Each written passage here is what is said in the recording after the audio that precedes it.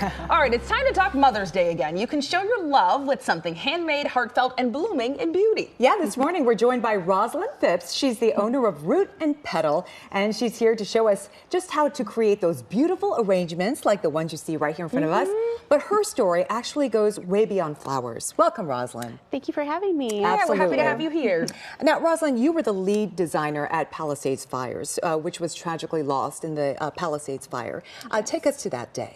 Yeah, I mean, it was really heartbreaking to see. I mean, I poured years and years of my life into that flower shop, and it was pretty much just gone overnight.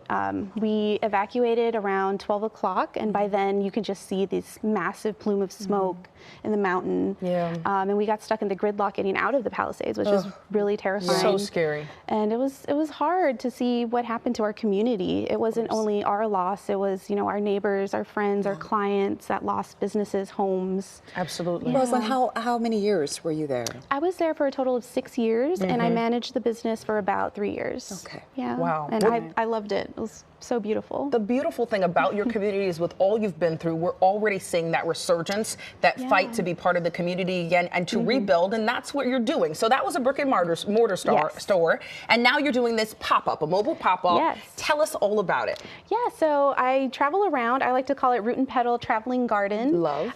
So I go to markets, sometimes like craft markets, artisan markets. I'll go to coffee shops, even just like out on the curb sometimes if I need to. Bring my flowers with me. I do wrap bouquets, vase arrangements. I even make handmade wreaths that I display and sell. And it's just been really fun, a learning experience for sure. But you're bringing beauty back after the fires. I love seeing it. I mean, just visually, the aroma, it just makes people smile, right? They're gorgeous. It's happiness. Yes, so right in time for Mother's Day, we've got about a minute left. Help Rachel and I make a beautiful boutique. What are some of the key steps? Yeah, absolutely. So when I start with my arrangement, it's all about mechanics first. And this one, I started with floral gray chicken wire and some tape to hold it down. Got it. Oh, okay. Hold everything together.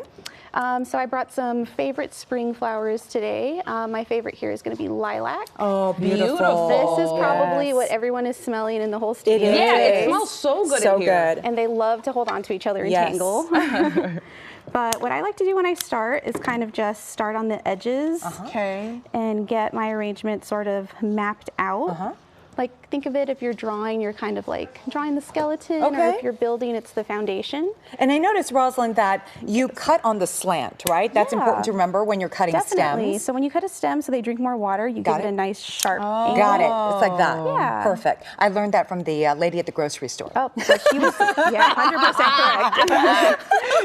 So. Oh, look at that. Okay, so you just place them kind of randomly. And then how do you like mix color in? That's been my challenge. Yeah, because I've been asking you about those beautiful ones, the magenta ones up there. I thought they were peonies, but they are what? Those are ranunculus. Yeah. This one right You found me a new favorite flower. They're so pretty. Get us a ranunculus, Rachel. Rachel and the ranunculus. Ranunculus. Beautiful. So pretty.